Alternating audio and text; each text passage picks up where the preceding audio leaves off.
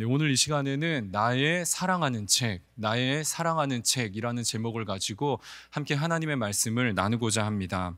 인류 역사상 가장 많은 판매량을 기록했던 책은 성경으로 알려져 있습니다.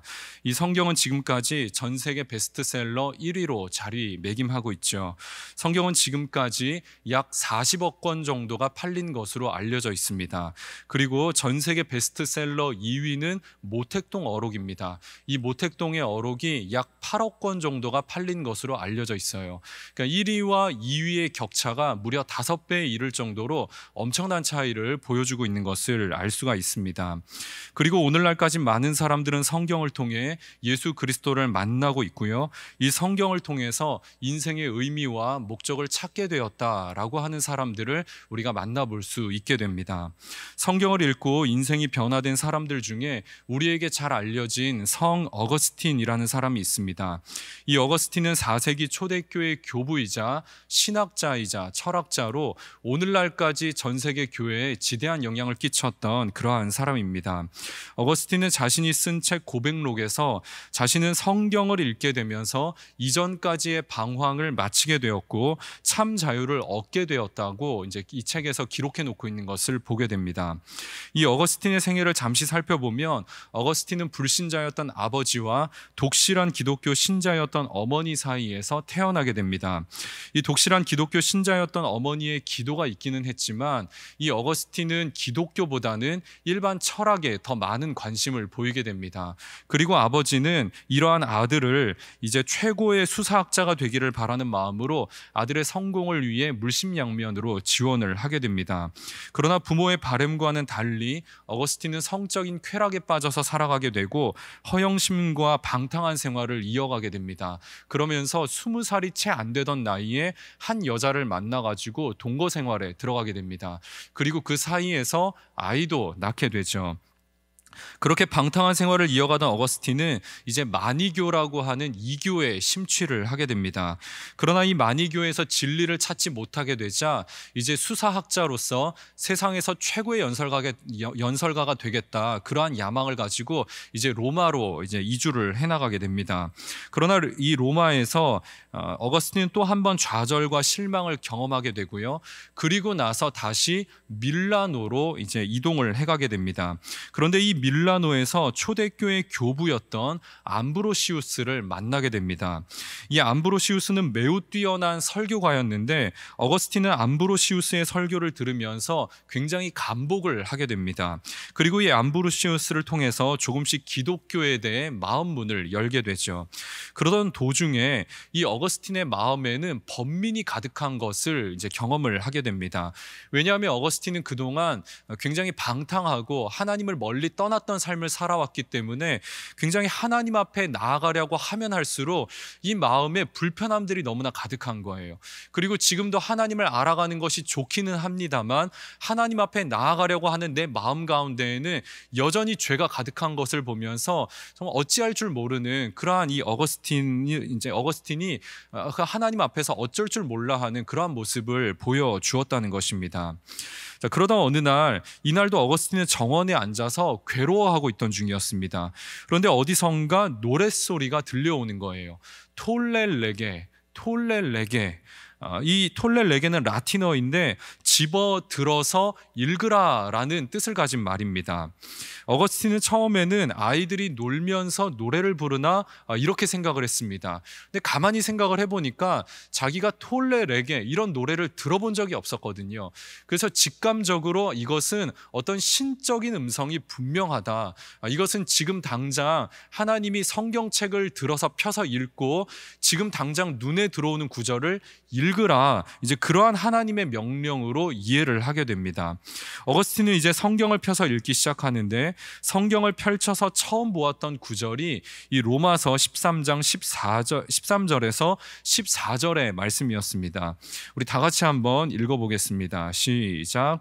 낮에와 같이 단정히 행하고 방탕하거나 술 취하지 말며 음란하거나 호색하지 말며 다투거나 시기하지 말고 오직 주 예수 그리스도로 옷 입고 정욕을 위하여 육신의 일을 도모하지 말라. 아멘.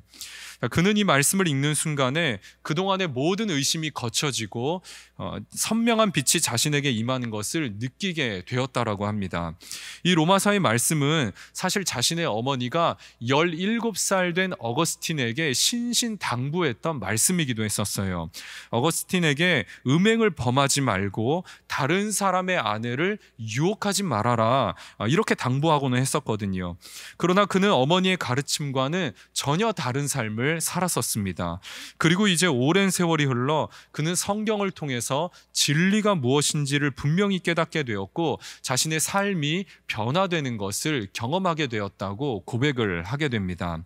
어거스틴을 변화시킨 것은 어떤 철학이나 어떤 사람의 말이 아니었습니다. 그를 변화시킨 것은 바로 성경이었습니다. 오늘날 현대인들은 인생을 더 잘 살아보겠다고 여러 종류의 책을 집어듭니다. 자기 개발서, 재테크 잘하는 방법, 직장 이직을 잘해서 연봉을 높이는 방법, 앞으로 다가올 4차 산업시대에 어떠한 직업이 유망한가 등등등, 사람들은 더 나은 삶을 살기 위해 여러 종류의 책을 집어 들고는 합니다.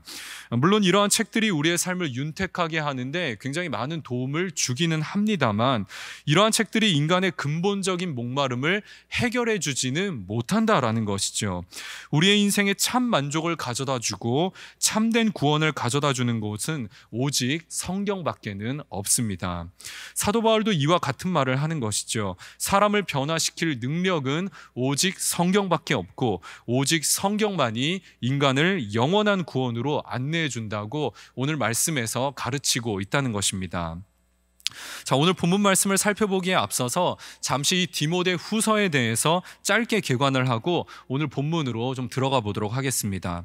오늘 우리가 읽은 이 사도 바울의 편지는요, 주후 약 66년에서 67년경에 쓰여졌던 것으로 알려져 있습니다. 이 시기는 기독교에 대한 핍박이 극에 달했던 시기였는데, 당시 로마의 황제였던 네로 황제가 기독교인들을 핍박하는데 아주 혈안이 되어 있었습니다. 한 번은 로마에 큰 화재가 나가지고 로마 전체가 굉장히 큰 피해를 입었던 적이 있었습니다. 그런데 많은 사람들은 이 화재가 당시 폭정을 일삼고 있었던 네로 황제가 한 짓이라고 많은 사람들은 의심을 하게 됩니다. 자, 그러자 네로 황제는 자신에게 향한 이 의심과 비난을 돌리기 위해서 이제 이 방화범들은 그리스도인들이다, 황제 숭배를 거부했던 그리스도인들이 화재를 일으켰다, 이렇게 모든 누명을 그리스도인들에게 뒤집어 씌우게 됩니다. 그리고는 이제 그리스도인들을 박해하기 시작을 하는데, 이렇게 잡아들인 그리스도인들을 원형 경기장에 던져서 사자의 밥이 되게 하고요, 그리고 이 짐승의 가죽을 덮어 씌워서 개들이 찢어 죽이게끔 했습니다. 또한 잡아들인 사람들을 어둠을 밝히는 횃불로 쓰기도 했어요. 그래서 이 그리스도인들을 십자가에 매달아서 불에 태워가지고 어둠을 밝히게 하는 것이었습니다. 네로 황제는 그리스도인들을 죽이는 일을 하나의 오락거리로 만드는 일을 서슴지 않았다라는 거예요. 사도 바울도 바로 이 무렵에 체포가 되게 됩니다.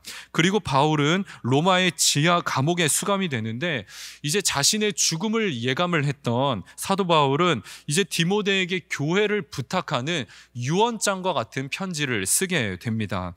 이 편지가 바로 디모데에게 보냈던 두 번째 편지, 디모데 후서였습니다.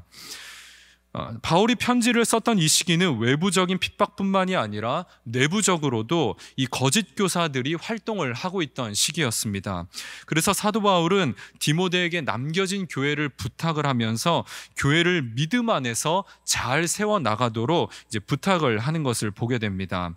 자, 그러면 이제 말씀을 좀 들어가서 살펴보도록 하겠습니다. 우리 14절 말씀 우리 다 같이 한번 읽어보겠습니다. 시작. 그러나 너는 배우고 확신한 일에 거하라. 너는 내가 누구에게서 배운 것을 알며. 아멘. 사도 바울은 디모데에게 너는 주변의 상황이나 거짓 교사들의 말이나 또 주변 사람들의 말에 흔들리지 말고 배운 대로 확신을 가지고 굳건하게 교회를 세워나가라 권면을 하고 있습니다. 그런데 디모데는 누구에게서 배웠느냐 하면 사도 바울에게 배웠다라는 겁니다. 디모데는 사도 바울을 통해 복음을 전수받았고 바울을 통해 성경을 배우게 되었습니다. 사도행전 16장을 보시면 사도 바울이 루스드라에서 복음을 전했을 때 그때 디모데와 그의 어머니 유니게를 만났던 것으로 기록이 되어 있는 것을 보게 됩니다. 사도행전 16장 1절 말씀 우리 같이 한번 봉독합니다. 시작. 바울이 더베와 루스드라에도 이름에 거기 디모데라 하는 제자가 있으니 그 어머니는 믿는 유대 여자요 아버지는 헬라인이라. 아멘. 자, 이 말씀을 보시면 디모데를 제자라고 표현을 해놓고 있습니다. 바울이 디모데를 만났을 때 이미 그는 예수님의 제자가 되어 있었다라는 거예요. 사도행전 14장으로 가서 보시면은요, 이미 사도 바울이 한 차례 루스드라를 앞서서 방문했던 것으로 나와 있습니다. 그래서 많은 학자들은 아마도 바울이 5년 전에 이 루스드라를 방문했을 때 그때 디모데와 그의 할머니 로이스, 그 다음에 어머니 유니게가 복음을 듣고 회심했을 것이다 라고 그렇게 추정을 하고는 합니다. 다시 말해 디모데에게 복음을 전하고 성경을 가르치고 교회 지도자로 성장시킨 사람은 바로 사도 바울이었다라는 거예요. 디모데전서 또 1장 2절을 보시면 믿음 안에서 참 아들 된 디모데에게 편지하노니, 디모데 후서 1장 2절도 보시면은요, 사랑하는 아들 디모데에게 편지하노니, 사도 바울은 디모데를 참 아들, 사랑하는 아들이라고 표현을 해놓고 있어요.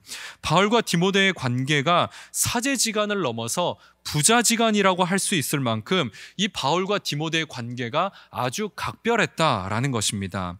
이렇게 친밀한 관계 속에서 바울은 디모데를 아들처럼 아끼며 사랑하고 지도했고요, 또 디모데는 바울을 아버지처럼 믿고 따르면서 그가 가르치는 모든 복음과 성경 말씀을 그대로 전수받았다라는 겁니다. 그래서 14절 말씀을 이렇게 풀어볼 수가 있습니다. 디모데야, 너는 나에게서 복음을 듣게 되었고 나에게서 성경을 배우지 않았느냐? 그러니 나에게 배운 것을 굳게 믿고 흔들리지 말고 말씀을 굳게 지켜나가라. 이렇게 말씀하고 있다는 겁니다. 자, 이어서 사도 바울은 디모데가 어렸을 때부터 성경을 잘 알았다라고 말하고 있어요. 우리 15절 말씀 우리 다 같이 한번 봉독하겠습니다. 시작. 또 어려서부터 성경을 알았나니 성경은 능히 너로 하여금 그리스도 예수 안에 있는 믿음으로 말미암아 구원에 이르는 지혜가 있게 하느니라. 아멘. 자, 어려서부터 성경을 알았다라고 하고 있죠. 사도 바울은 디모데가 어렸을 때부터 성경을 배웠다라고 말씀을 하고 있습니다. 사도 바울이 디모데를 처음 만났을 때 디모데는 이미 성경에 대한 지식이 출중했다라는 겁니다. 디모데가 이렇게 성경에 대해 해박할 수 있었던 이유는 할머니와 어머니를 통해 철저하게 성경을 배워왔기 때문이라는 것입니다. 우리 디모데 후서 1장 5절 말씀 같이 한번 읽어봅니다. 시작. 이는 내 속에 거짓이 없는 믿음이 있음을 생각함이라. 이 믿음은 먼저 내 외조모 로이스와 내 어머니 유니게 속에 있더니 내 속에도 있는 줄을 확신하노라. 아멘. 자, 사도 바울은 디모데가 가지고 있던 이 믿음이 할머니와 어머니에게서부터 온 것이라고 말씀하고 있어요. 경건한 유대인 가정에서 자라났던 디모데는 할머니와 어머니의 품 안에서 철저하게 성경을 배우면서 자라났다라는 겁니다. 그리고 훗날 사도 바울을 만나게 되면서 이 기록된 성경이 모두 다 예수 그리스도를 계시해 놓은 책이라고 하는 것을 분명하게 깨닫게 되었다라는 것이죠. 결국 디모데가 믿음을 가지게 된 것은 어렸을 때부터 성경을 배워왔기 때문이라고 바울은 말하고 있다는 것입니다. 여러분, 유태인들은 자녀들이 어렸을 때부터 철저하게 성경을 가르치는 것으로 잘 알려져 있습니다. 유태인들에게 자녀 교육은요, 곧 성경 교육입니다. 잠언 1장 7절을 보시면 여호와를 경외하는 것이 지식의 근본이라 말씀을 하고 있죠. 그러니까 이 말씀대로 유태인들은 자녀들이 어렸을 때부터 철저하게 신앙 교육을 시키고는 합니다. 아이가 태어나게 되면 이제 이 아이를 강보에 싸는데 이 강보에 말씀이 수놓아져 있습니다. 하나님의 말씀으로 아이를 감싸는 거예요. 그리고 부모는 이제 아이를 씻길 때마다 아이의 우리에게 축복 기도문을 외워줍니다. 머리를 만지면서 또 손을 씻기면서 발을 씻기면서 가슴을 씻기면서 엉덩이를 씻기면서 아이의 온 몸을 축복하면서 기도하는 거예요. 그리고 아이가 태어나는 순간부터 부모는 자녀에게 성경 이야기를 들려주고 성경을 암송을 합니다. 그리고 부모는 아이가 자라는 동안에 이제 자녀를 부모의 무릎에 앉혀서 성경을 읽혀주고는 하죠. 그리고 매일 잠자리에 들 때 잠자리에 누워서 성경 이야기를 들려주고 아이를 축복하며 기도해 주는 것으로 하루를 마무리하게 됩니다. 이렇게 유태인들은 자녀를 철저하게 말씀으로 교육시키는 이유는요, 신명기의 말씀을 지키기 위해서입니다. 신명기 6장 4절에서 9절까지의 말씀을 쉐마 말씀이라고 합니다. 이 쉐마라고 하는 말은 히브리어로 들으라라는 뜻을 가진 말인데, 무엇을 들어야 되느냐? 하나님의 말씀을 들어야 된다라는 것입니다. 자, 신명기 6장 6절에서 7절 말씀을 우리 같이 한번 봉독합니다. 시작. 오늘 내가 내게 명하는 이 말씀을 너는 마음에 새기고 내 자녀에게 부지런히 가르치며 집에 앉았을 때에든지 길을 갈 때에든지 누워 있을 때에든지 일어날 때에든지 이 말씀을 강론할 것이며. 아멘. 자, 하나님의 말씀을 누구에게 가르칩니까? 자녀에게 가르치라, 부지런히 가르치라고 말씀하고 있어요. 자, 이 배우는 대상이 자녀라면 가르치는 사람은 누가 되겠습니까? 부모가 되겠죠. 부모는 자녀의 첫 번째 성경교사가 된다라는 거예요. 성경은 부모가 자녀에게 성경을 가르쳐야 된다고 교훈하고 있다는 것입니다. 유태인들은 안식일이 되면 부모와 자녀가 함께 회당에 가서 기도를 드리고 성경을 읽습니다. 그리고 테필린이라고 하는 작은 성구 상자를 머리에 붙이고 그 다음에 가슴에 바싹 붙이고는 성경을 읽고 기도를 해요. 자, 사진에서 보시는 바와 같이 이것은 테필린이라고 불리는 작은 성구 상자입니다. 이 상자 안에는요, 작은 종이가 들어있고 이 종이에는 출애굽기와 신명기의 말씀이 아주 작은 글씨로 쓰여져 있어요. 안식일이 되면 회당에 들어가서 이 테필린을 이마에 붙이고 그 다음에 가슴에 가까이에 붙이고는 이 성경을 읽고 기도를 하게 됩니다. 이렇게 하는 이유는요, 이 신명기 쉐마 말씀을 지키기 위해서인데, 우리 신명기 6장 8절의 말씀 같이 한번 읽어보겠습니다. 시작. 너는 또 그것을 내 손목에 매어 기호를 삼으며 내 미간에 붙여 표로 삼고. 아멘. 하나님의 말씀이 우리의 생각을 다스리고 하나님의 말씀이 우리의 마음을 다스리도록 하기 위해서 이 테필린을 머리에 가슴에 바싹 붙이고는 성경을 읽고 기도를 하게 된다라는 것입니다. 이 유태인들은 철저하게 자녀들이 하나님의 생각과 하나님의 마음을 가질 수 있도록 하기 위해서 이 테필린을 머리에 가슴에 바싹 붙이는 그렇게 신앙교육을 해 나간다라는 것이죠. 이렇게 유태인들은 자녀들이 어렸을 때부터 철저하게 신앙교육을 해나간다라는 거예요. 여러분, 자녀의 신앙교육은 언제부터 시작이 되어야 하느냐? 어렸을 때부터 시작이 되어야 한다는 것입니다. 자, 조기교육하면 또 한국이 알아주지 않습니까? 그런데 한국의 조기교육은 우려되는 부분들이 너무나 많이 있습니다. 아이들이 어렸을 때부터 과도하게 많은 교육에 노출이 되어 있고요. 아이들이 아직 학교도 가지 않았는데 영어를 배우고 수학을 배웁니다. 여러분, 산수가 아니에요. 수학입니다. 그리고 아이들이 구구단을 외우는데 9단을 넘어서 11단, 12단, 15단, 저희 때는 배우지도 않았던 구구단들을 갖다가 이 어린 나이에 아이들이 다 외우고 있습니다. 여러분, 아이들 영재교육도 시킨다고 미술, 음악, 체육 뭐 여러 가지 학원에 보내면서 아이들을 가르쳐요. 자, 여러분, 아이들이 원해서 이런 것들을 할까요? 아니겠죠. 다 부모가 시켜서 하는 것들입니다. 뭐 자녀를 잘 키워보겠다고 하는데 누가 뭐라 할 수 있겠습니까? 그런데 우리가 하나님을 믿고 있다면 그러면 신앙의 조기교육도 필요하지 않겠느냐라는 거예요. 그런데 신앙의 조기 교육을 시키는 부모들을 찾아보기가 어렵다라는 것입니다. 이 조기 교육의 폐해에 대해서 많은 교육 전문가들이 지적을 하고 있습니다. 아이들은 발달 단계라는 것이 있기 때문에 아이들의 발달 단계에 맞춰서 그 나이대에 맞는 적절한 교육을 시행을 해야만 합니다. 그런데 지나치게 어린 나이에 지나친 교육을 하게 되면 분명 아이들에게 문제가 생길 수 있다라고 많은 교육 전문가들이 지적을 하고는 하죠. 실제로 너무 어린 나이에 과도한 분량의 책 읽기를 시켰다가 아이들이 말을 못하게 되는 경우들도 있고요. 또 너무 지나치게 어린 나이에 영어를 과도하게 가르치려고 했다가 아이가 한국말도 못하고 영어도 못하고 아이가 어린 나이에 말을 잃어버리는 그러한 사례들도 종종 발표가 되고 있습니다. 조기 교육이 지금 당장 눈앞에 어떤 조그마한 결과를 얻을 수 있게 할지는 모르겠지만 길게 보면 그 아이의 인생에 해를 끼칠 수 있을 수도 있다라는 거예요. 자, 그런데 유일하게 아무런 문제가 없는 조기 교육이 있다라는 것입니다. 그것이 바로 성경 교육이라는 거예요. 부모가 자녀를 무릎에 앉히고 성경 이야기를 들려주는 것, 이것이 자녀들의 언어 발달과 인지 발달, 감정의 발달, 상대방과의 소통의 능력, 공감 능력, 전인적인 측면에서 부모가 자녀에게 성경을 읽어주는 것만큼 좋은 교육은 없다라는 것입니다.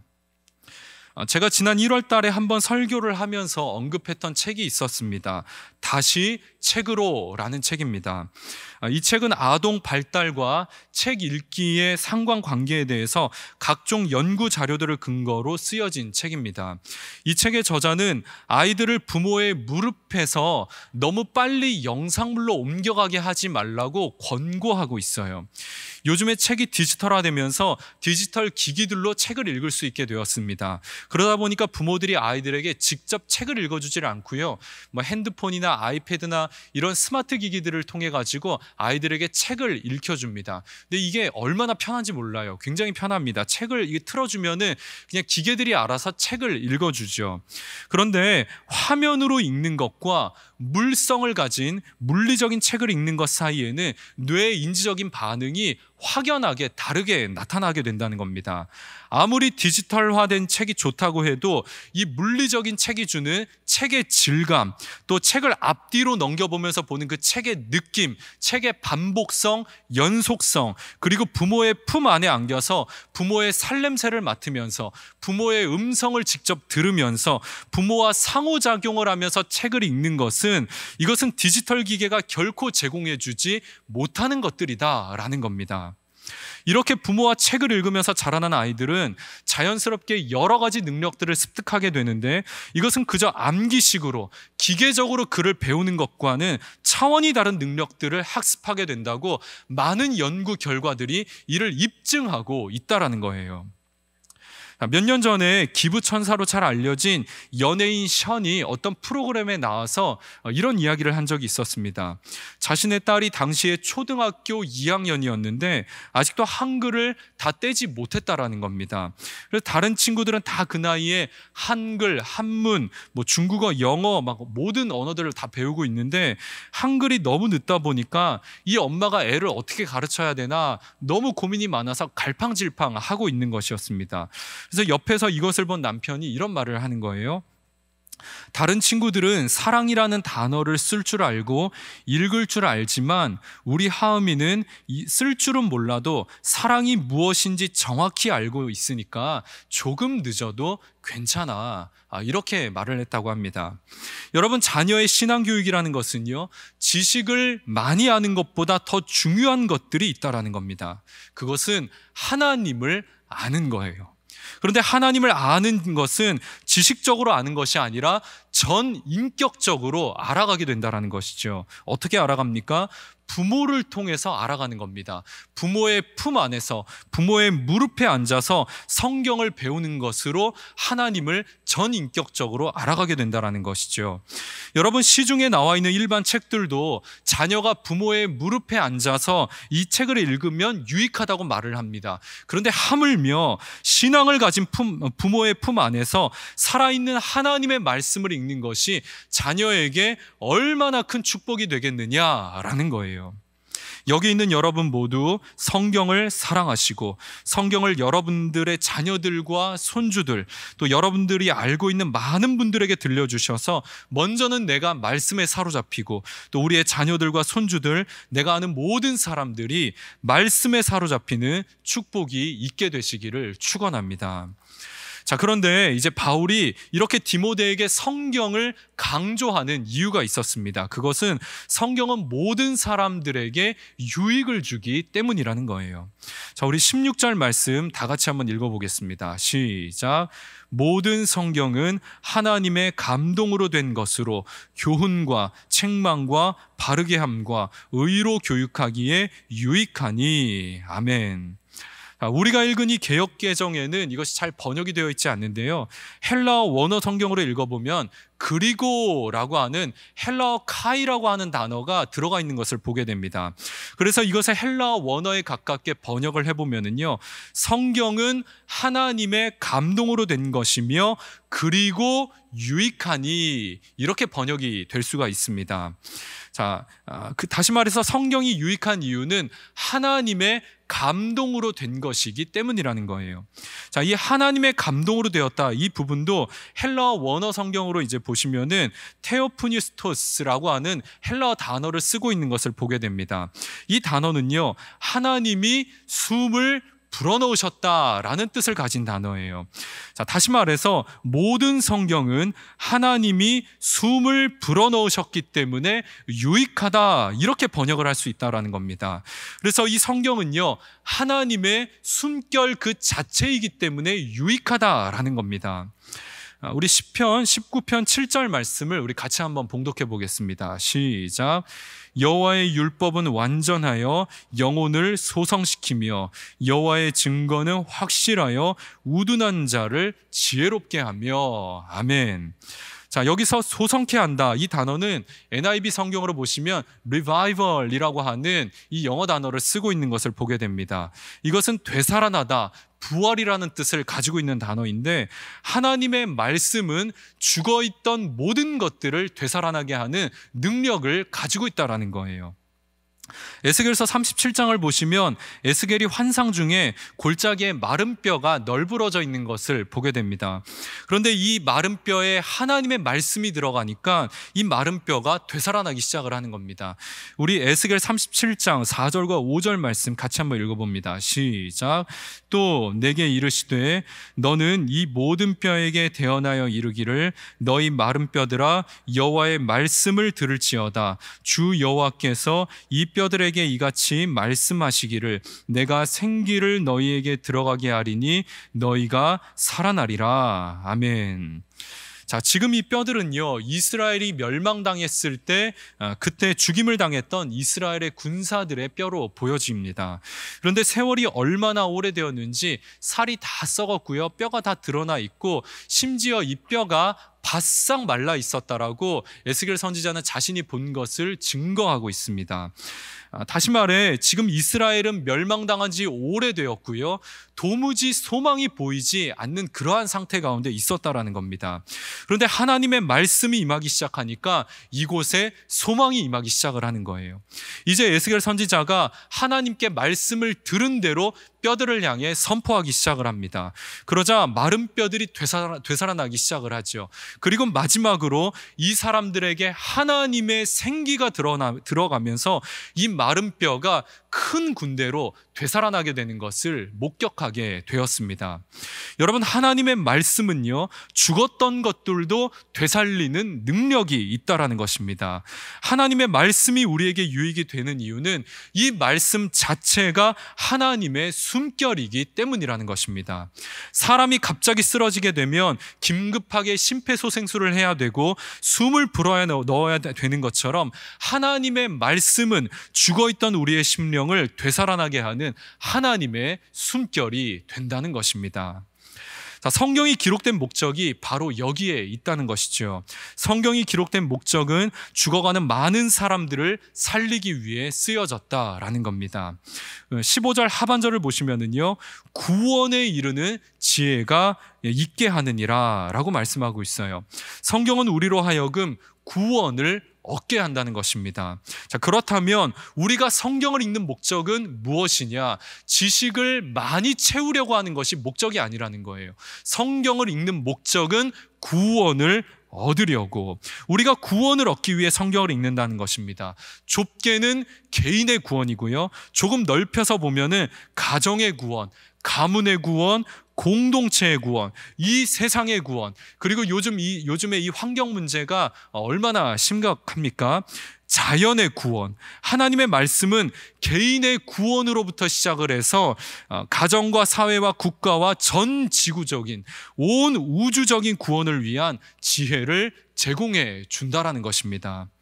오늘날 많은 사람들은요, 과학이 발전하고 제도가 개혁되고 사람들이 보다 더 나은 교육을 받게 되면 이 시대는 분명히 이전보다 더 좋아질 것이다, 우리가 신락원이라고 하죠, 잃어버린 낙원을 되찾게 될 것이다, 그렇게 믿고 있는 것 같습니다.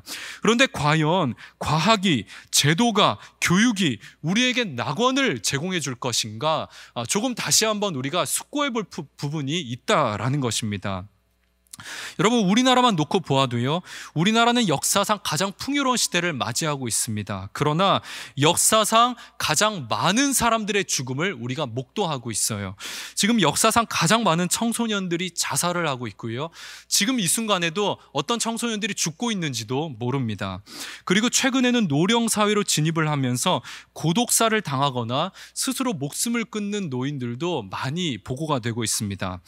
그리고 경제적인 사각지대에 놓여서 경제적인 어려움으로 인해서 스스로 삶을 비관하고 또 스스로 생을 끊는 이들도 얼마나 많은지 모릅니다. 또 이제 우리나라도 낙태 합법화를 눈앞에 두고 있는데 빛을 보기도 전에 죽어가는 영혼들이 얼마나 많은지 몰라요. 그래서 어떤 사람들은 이런 이야기를 합니다. 예수님이 태어날 때 헤롯의 손에 많은 어린아이들이 죽었었는데 그때 이후로 이렇게 많은 아이들이 죽은 적이 없었다라고 말하는 사람도 있기도 합니다. 여러분, 이렇게 물질적으로 풍요로운 시대를 살아가고 있는지는 모르겠지만 정신적으로 역사상 가장 빈곤한 시대가 지금 우리가 살아가고 있는 이 시대라는 것이죠. 사람들이 더 이상 함께 시간을 보내려 하지 않고요, 다 저마다 혼자 시간을 보내려고 합니다. 갈수록 공동체성과 인간성을 잃어버리는 시대를 살고 있다는 거예요.